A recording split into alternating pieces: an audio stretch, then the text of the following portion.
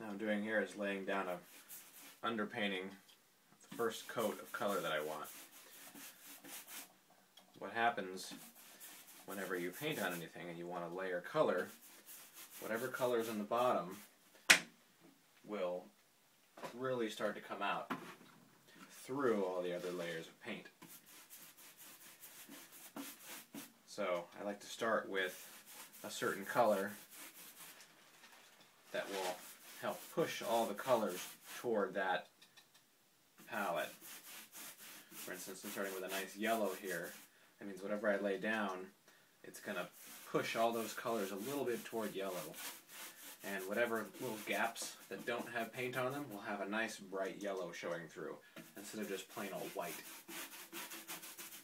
I think helps unify the color palette and add some really funky colors and effects that would be really hard to get by manually painting everything. A lot of painters will do maybe an underpainting of brown, sienna, or blue sometimes even.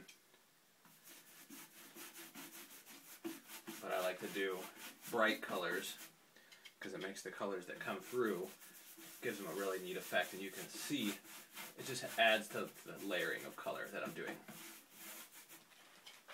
I read this bit about a painter named Maxfield Parrish, who's a wonderful painter. He paints these epic scenes and people, and these clouds that he makes are just unbelievable, and his colors are, he's really known for his bold colors.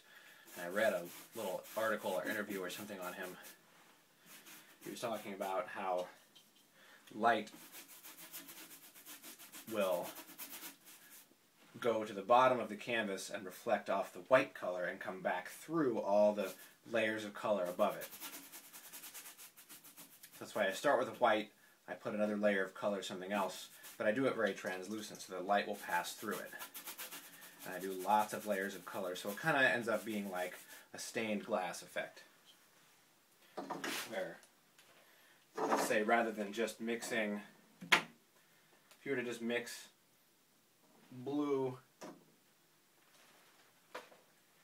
and red paint, you would get, you know, some sort of a purple color. But if you mix a blue layer of paint with a translucent red layer of paint, you get a much different color effect than you would just mixing the wet paint by themselves. And that's what I like to do. It gives a really neat depth that you can't get with just mixing the paint colors by themselves. And this is the first step of that whole process.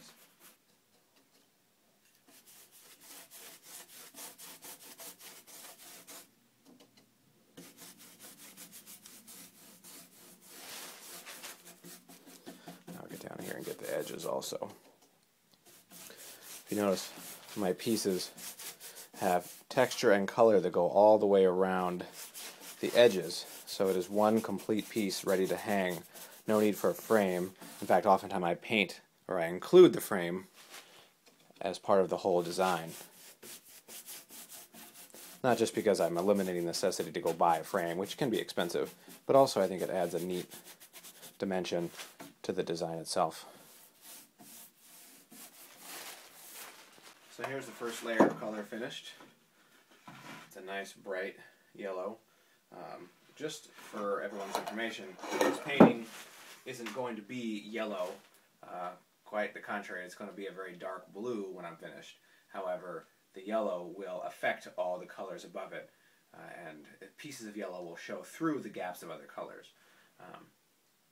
But if I were to just mix yellow and blue paint, of course I'd get green. But this way, you will still see yellow and blue, but they won't. You still see each individual color and the mixtures and the light passing through them, and it's a really, really neat color depth effect. There's another painting on my website, ChristopherClark.com. A painting is called Tree of Memories. It was purchased by my friend Rita, and it has the same effect. It was started as a bright yellow. However, when it was finished, it was a really deep blue on a lot of the frame area. and it created a really great effect, and I liked it. I've continued to do that sort of style from then. That wasn't the first one, but I like those the yellow and the blue mixture really work well together, and that's kind of what I'm going to do with this one also.